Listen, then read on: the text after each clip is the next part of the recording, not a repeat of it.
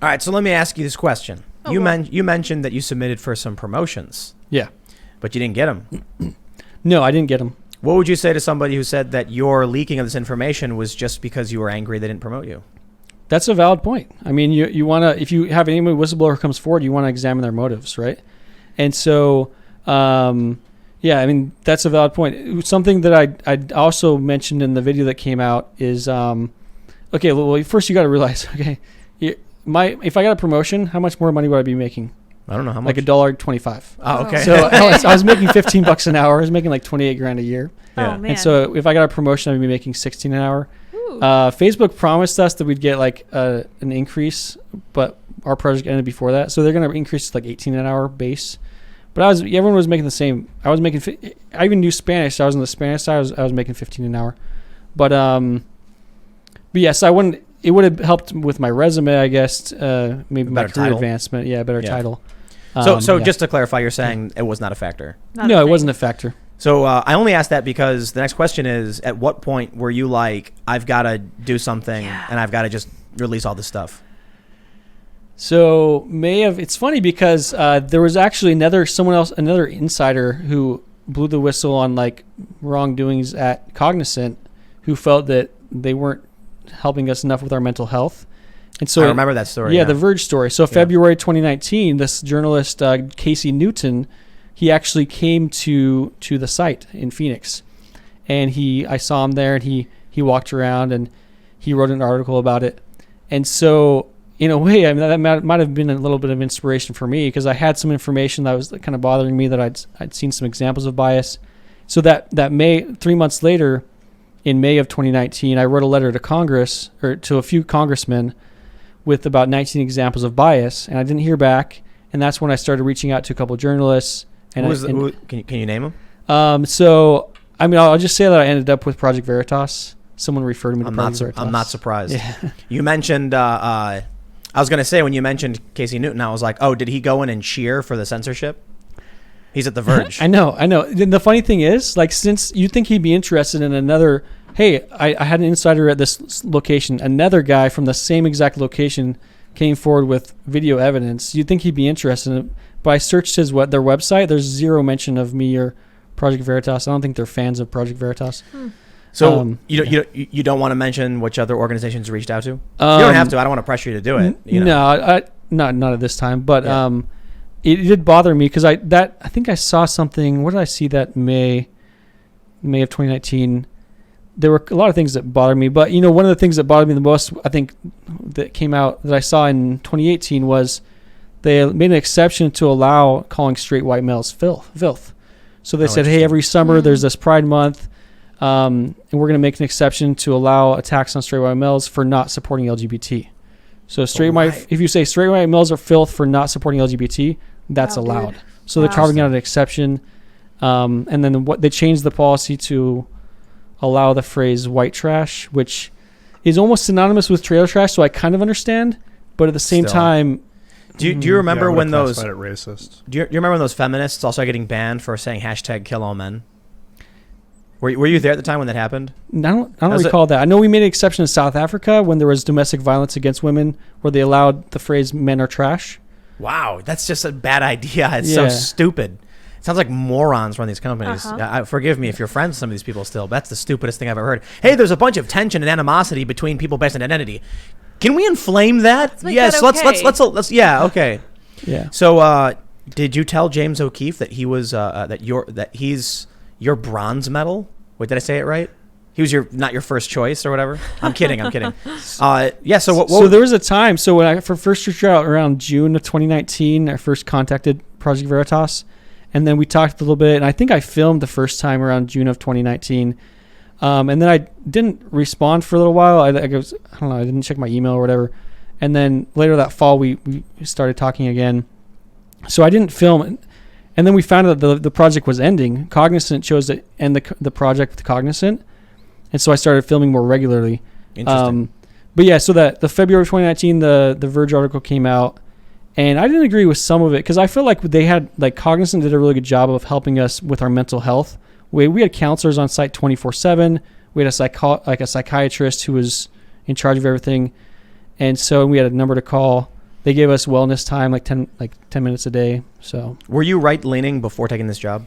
I was. I heard another story that people are getting red pilled by moderating this content because they see so many right wing memes that they start to be like, hey, wait a minute, you know. Is that something you experienced? Like, not you personally, but like, did you see anybody who was like, "Hey, I saw this thing"? I don't know if I don't know even anyone personally. I know some people were like more open to conspiracy theories or like the flat Earth theories, things like that. No. So it did expose you to different viewpoints, and you did get a darker sense of humor. You got kind of like a gallows humor from working there. Did you have like really nasty inside jokes, like the 12th time you saw an incest video and like everyone's like, "Oh, one of those, huh?" And like you guys are laughing about the horror of it all. Similar types of humor. I say this because people use humor to release the tension, right? Yeah. So I'm wondering if like you're watching like videos of murder and like all this crazy stuff, and then someone's just cracking really dark jokes about it to try and bring some like levity to the situation, you know? Yeah, I think that can be effective in a way. I mean, therapy, a way of dealing with it. One strategy that was kind of cool that one of the counselors taught me is if you're seeing something really violent, you don't really want to empathize. You want to visualize yourself in a movie theater, and then there's another you standing at the back of the theater. So you're watching yourself in the movie seat, watching the film, and the film is what you're seeing in the video. So it kind of distances and detaches yourself from the actual content. It's weird, but it's so weird. Yeah, I had coworkers who, man, they saw child porn and it really bothered them. Wow, dude, that's really bad. But it was a small percentage. So some of it was like really funny. Everything down. Yeah. Like I couldn't imagine someone doing that job. You see that stuff and then like you just want to track these people down. Like you see their profiles, right? Yeah. Like you can see their personal information. So not too much personal information. Sometimes it's their profile photo and their name, but. And it could be fake. I'm sure it's crossed through people's minds. I mean, hunt these people down. Oh yeah, like wow, dude. And then dude, that'd be a cool superhero film. I guess be too gritty. Like a dude is a content moderator for Facebook. Dude, that would be a good film. Every time he sees a video, he just like kind of like Dexter, like Liam Neeson. Yeah. I will find you. I will find you. He said like the guy gets a Facebook message and he's like, "I'm a Facebook content moderator. I will find you. I will destroy you." It would be like Dexter, like this dude just like has their Facebook information. I couldn't imagine working a job like that, man. I don't know how you did it for almost 2 years. Yeah, it was tough. There were times, but luckily I didn't bring it home very often. And I think there's a lot of people who struggle with it more than others. But it was a unique job in a way, though. If you could get past that, it was a cushy type of job. I mean, it was if you could get past it. I mean, yeah, if you could get past it. But we'd have just the weirdest conversations, like, hey, is this? Because we had definitions for like. If I can say this, like for erections, like is the shape? Yeah. You got really nuanced in the detail. So you'd have conversations with your coworkers, like, oh man, hey, what do you think of this? And, jeez. I'm imagining like a dude walking up to like there's like a guy's like putting cream in his coffee, and it's like, so I got a video today, and it was like this guy's got a screwdriver, right? He's holding this other guy down while strangling him, and he lifts his arm up, and then it cuts out. I'm wondering, is that too much? Send me the link. Yeah, send me the link. I'll check it out. And I'll let you know what I think. And then it's like, I can't figure. Hey, Janet, come over here and take a look at this guy. He's choking some guy. He's about to, like, literal. That's crazy. Yeah. Was that what it was like? It was. That's exactly what it was. I mean, oh man. I can't help feeling that there are some parallels here between what you did and what we used to go through in the hospital, because we would talk about these horrible, horrifying things, and you have to make a joke about them. You just have to. Yeah. Well, you can't. Yeah, you just can't go with it. Yeah, you have to deal with it somehow. Right. But you should know. Maybe this is why I wasn't affected as much. Like I actually had a stint at a funeral home. Yeah. So we used to have a lot of people under us. Under you? That sounds bad at a nursing home. Wait. See, that's the gallows humor. Like, what the heck? I used to work for a bunch of stiffs. Yeah. I got it. Yeah. I get it. It's because they worked in the hospital. Took us a while, huh? Yeah. We were like, we don't. I don't know the inside humor. Probably wasn't the best joke. That's all good. I got it. That's funny. If you work at a funeral home, you're probably started laughing. Yeah, I kind of got it, but I was like, wait, is that it? Is that wait, what am I missing here? Did you guys ever watch bangedup.com back in the day? No, like what is that? A couple decades. Oh, it was just gruesome people getting killed videos. Faces of Death. Yeah, it was stuff like that. That's like the video series. 2001, 2, 3 years. I used to watch that. That kind of prepped me for the job. I remember my friends would share like the Faces of Death VHS. Gross. You guys don't know what that? It was literally just videos of people dying.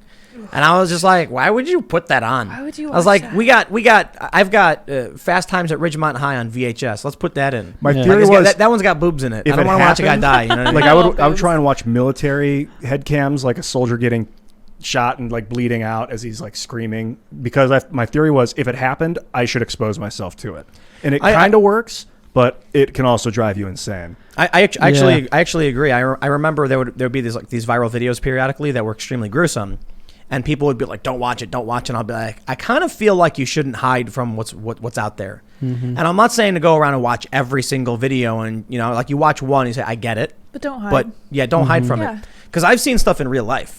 I've seen people get shot and killed. I've seen some pretty brutal stuff, and that's why it was funny when you were bringing up the counseling and all that stuff. I'm like, if I watched a video of someone getting seriously hurt or like some violence or gore, I could easily handle it.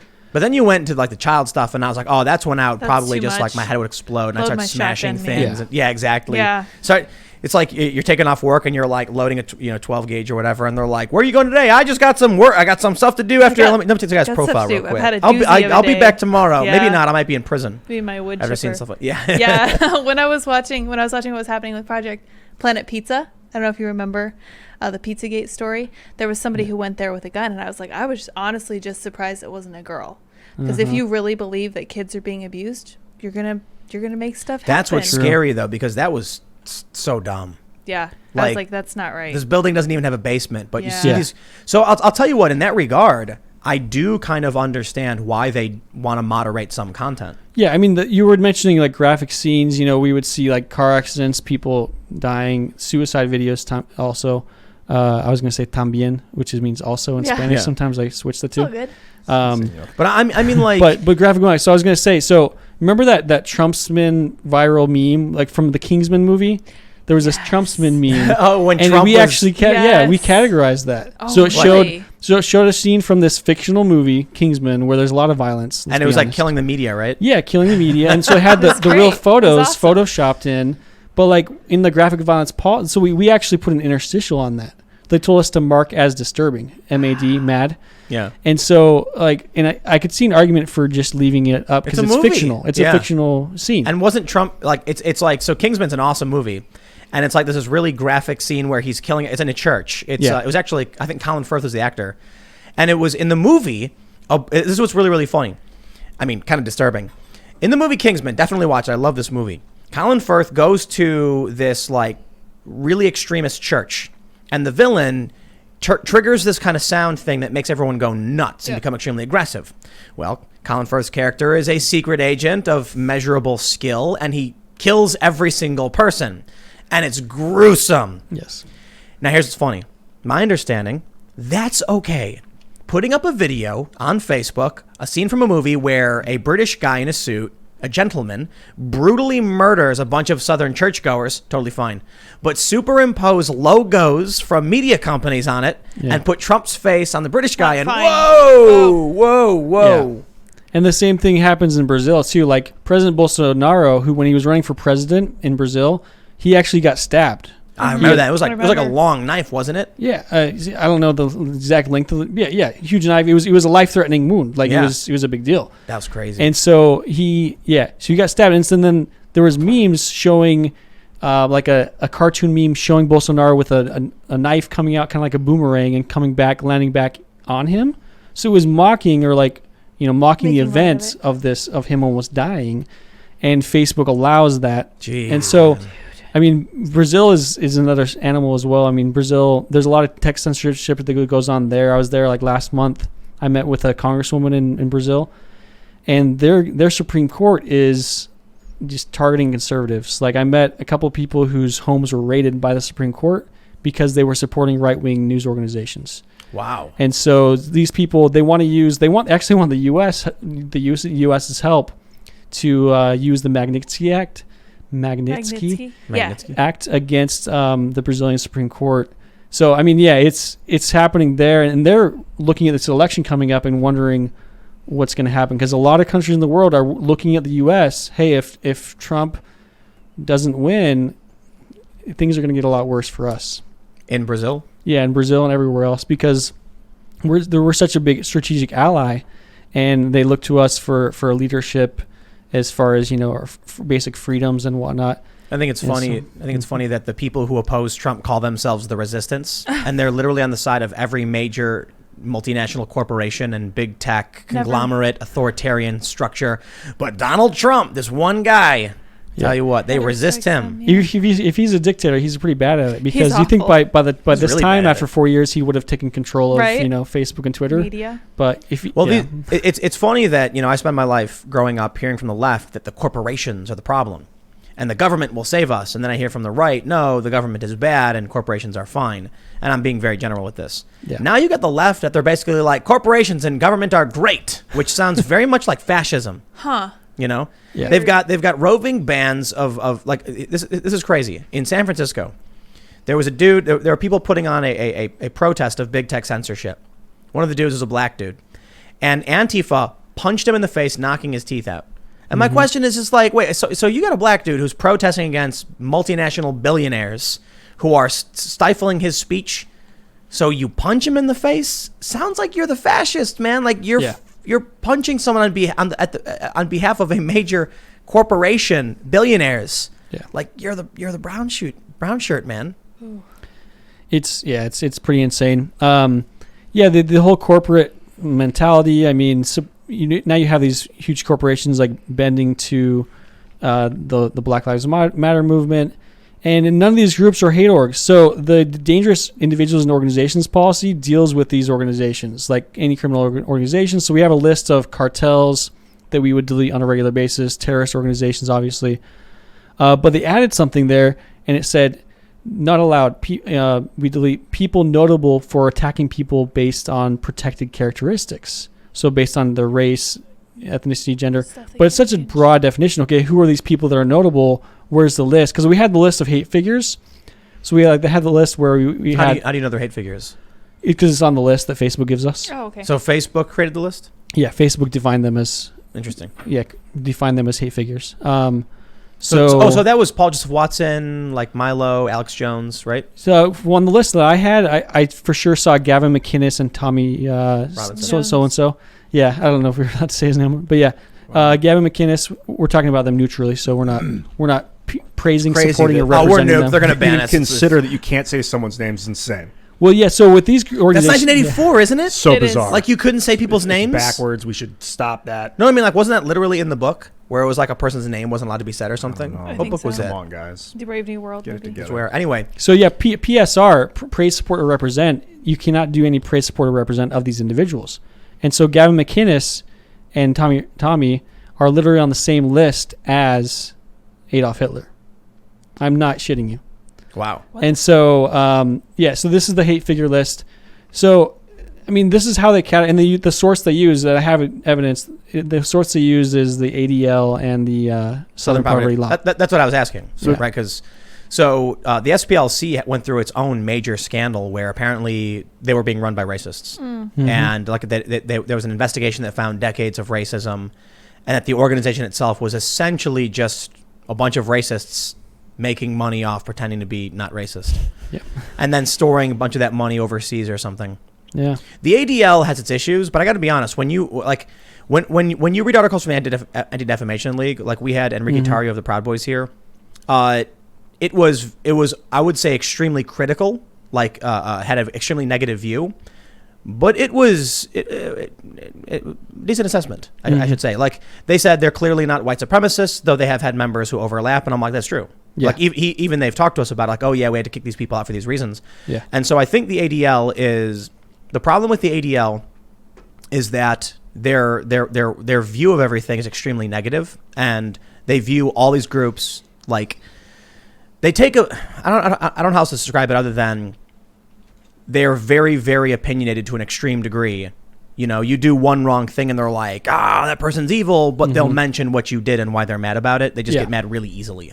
Southern Poverty Law Center, as far as I'm concerned, just makes it all up. Like they had one article that included me where they claimed that I went to an Iranian Holocaust deniers conference, and their evidence for it was an archived version of a website that didn't exist anymore. That was a Holocaust deniers website saying that I was an attendee. I've never been to Iran. Did you sue them for that? So there was a suit. They settled immediately and issued an apology. And they said I was a leftist. How about that? They were like, they basically said we apologize to people who were on the left, Tim Pool, so-and-so, or whatever. Thanks for checking out this clip from the Timcast IRL podcast. We do the show live Monday through Friday at 8 p.m. So come back to check us out when we go live. Don't forget to subscribe, hit the like button, hit the notification bell. And we are also available on all podcast platforms for free if you want to listen to us there. Thanks for hanging out, and we will see you all next time.